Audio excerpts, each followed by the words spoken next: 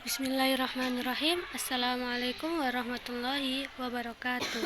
Saya Ula Mutiatun Mufida dari kelas PAI 4E akan menjelaskan sedikit tentang perbedaan ilmu pengetahuan dan filsafat ilmu untuk memenuhi tugas akhir mata kuliah filsafat ilmu. Dalam memahami suatu pengetahuan diperlukan sebuah pendekatan.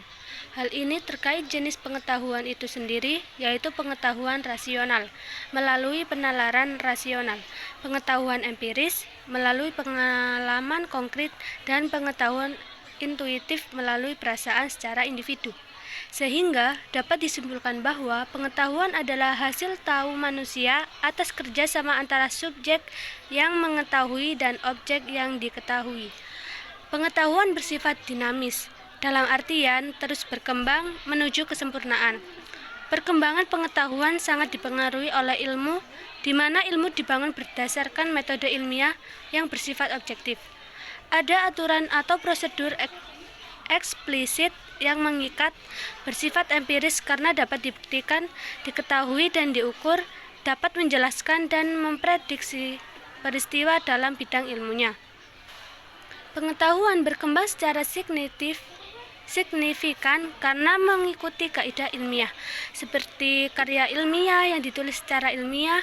Dalam pengertiannya, tulisan ilmiah adalah karya seorang ilmuwan yang berupa hasil pengembangan yang ingin mengembangkan ilmu pengetahuan, teknologi, dan seni yang memperoleh untuk melalui kepustakaan, kumpulan pengalaman, dan pengetahuan orang lain sebelumnya. Selanjutnya adalah pengertian dari ilmu pengetahuan sendiri. Kata ilmu dalam bahasa Arab yaitu al-ilmu, yang berarti memahami atau mengerti atau mengetahui. Dalam kaitan penyerapan katanya, ilmu pengetahuan dapat berarti memahami suatu pengetahuan, dan ilmu sosial dapat berarti mengetahui masalah-masalah sosial dan sebagainya. Adapun menurut Kamus Besar Bahasa Indonesia atau KBBI, ilmu pengetahuan adalah gabungan berbagai pengetahuan yang disusun secara logis dan bersistem dengan menghitungkan sebab dan akibat. Ilmu harus memiliki objek kajian yang terdiri dari satu golongan masalah yang sama sifat hakikatnya, tampak dari luar maupun bentuk dari dalam. Objeknya dapat bersifat ada atau mungkin ada karena masih harus diuji keberadaannya.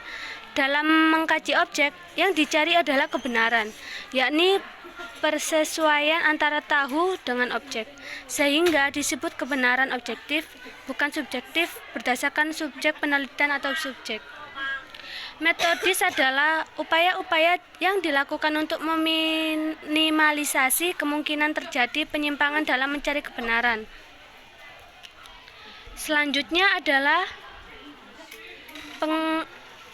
pengertian filsafat ilmu. Filsafat yaitu suatu pemikiran dan kajian kritis terhadap kepercayaan dan sikap yang sudah dijunjung tinggi kebenarannya melalui pencarian dan analisis konsep dasar mengenai bidang kegiatan pemikiran seperti prinsip, keyakinan, konsep, dan sikap umum dari suatu individu atau kelompok untuk menciptakan kebijaksanaan dan pertimbangan yang lebih baik. Lalu, pengertian filsafat sendiri menurut KBBI adalah pengetahuan dan penyelidikan dengan akal budi mengenai hakikat segala yang ada, sebab, asal, dan hukumnya. Teori yang mendasari alam pikiran atau suatu kegiatan, hingga ke ilmu yang berintikan logika, estetika, metafisika, dan epistemologi atau cabang-cabang ilmu lain. Adapun tokoh-tokoh filsafat antara lain ada Aristoteles, Plato, Bertrand Russell, Berling, Karl Popper, dan Immanuel Kant. Ciri-ciri filsafat itu memiliki 3 ciri utama,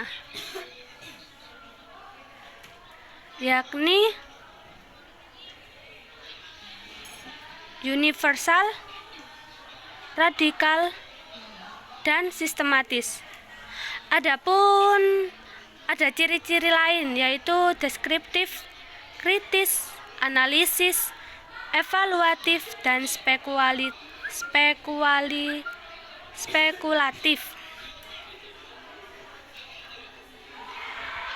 Dari uraian di atas dapat disimpulkan bahwa